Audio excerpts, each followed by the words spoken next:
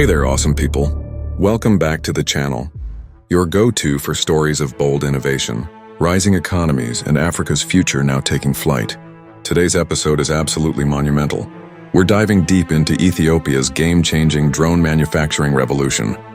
You may have heard whispers of AROBAY, also known as Skywin Aeronautics Industry, now roaring onto the scene as Ethiopia's very own drone production powerhouse. And let me tell you, this isn't just another company making gadgets.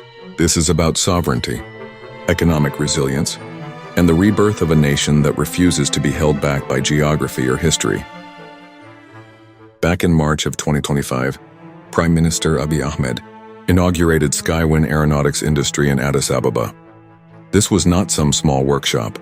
Tucked away in a corner, it was a full-scale, state-backed factory dedicated to designing and producing drones for both civilian and military purposes. The facility was launched with one mission: to put Ethiopia in charge of its own technological destiny. We're talking drones equipped with artificial intelligence, counter-drone systems, advanced sensors, and the ability to handle surveillance, defense, agriculture, and even infrastructure monitoring. It's an ecosystem in the making, one that can employ hundreds directly and thousands more indirectly through logistics, research, training, and support. Now let's pause for a second and ask, why does this matter so much?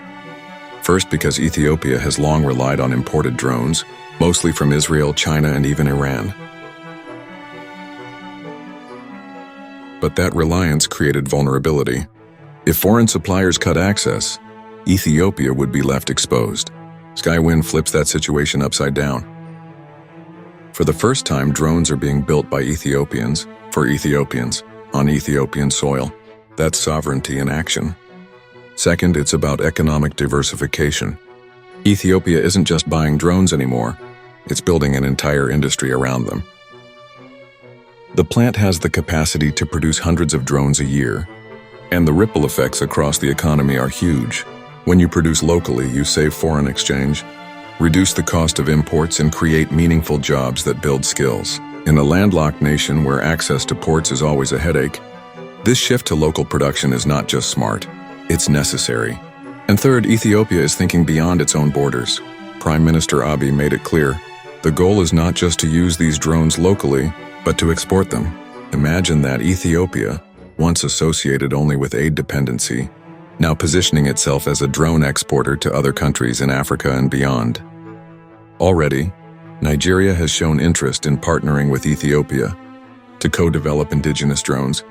This could become the foundation for Pan-African collaboration in high-tech industries, reducing the continent's reliance on outside powers. Now let's talk about something people often overlook. Ethiopia is landlocked. That single fact shapes almost everything about its economy. With no direct access to the sea, the country has to rely on its neighbors for ports. That means imports take longer, cost more, and depend on sometimes tense relationships with transit nations. For years, this was seen as a curse. But what Ethiopia is showing now is that being landlocked can be turned into motivation. Instead of importing everything, why not build it locally? That's the strategy. Whether it's drones, textiles, or even advanced infrastructure, Ethiopia is saying, if we can't rely on others, we'll rely on ourselves. And the applications for these drones are not limited to the military.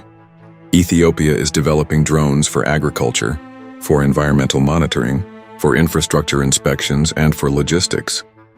In farming, drones can monitor crop health, optimize irrigation, and reduce waste.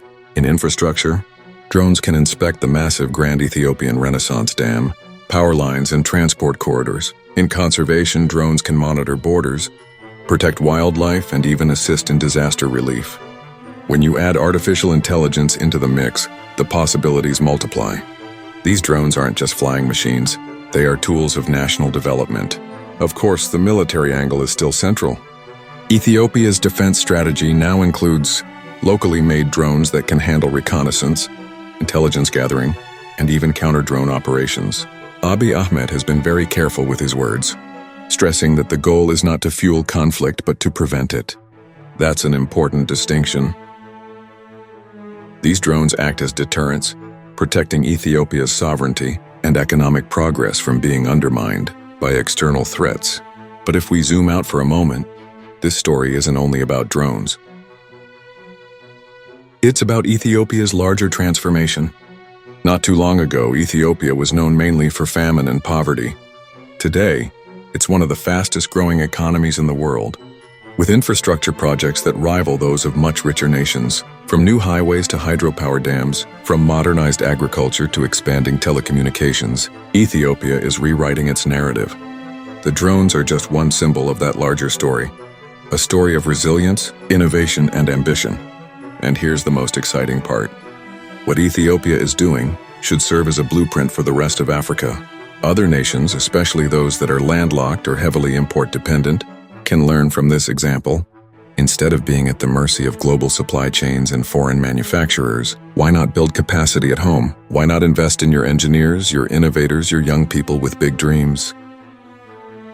Ethiopia is showing that it can be done, and that when it is done, the payoff is huge.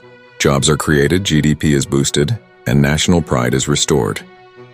Some Ethiopians online have reacted with excitement, pointing out that this saves foreign currency, creates jobs, and opens doors for new industries. Others are more cautious, wondering if the project is sustainable or if it's just a political move. But even skeptics agree on one thing: the potential here is massive. If used properly, drones could transform agriculture, disaster management, mapping, exploration, and even emergency response. These are not just machines of war. They are tools for building a stronger nation.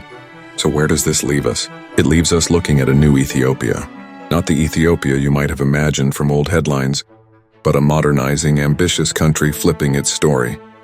The Ethiopia you knew before has changed. This is the new Ethiopia, one that is taking flight quite literally. And if this momentum continues, it won't just be Ethiopia that rises, but the entire continent, as other African nations take inspiration and follow suit. Whoa, what a journey, fam.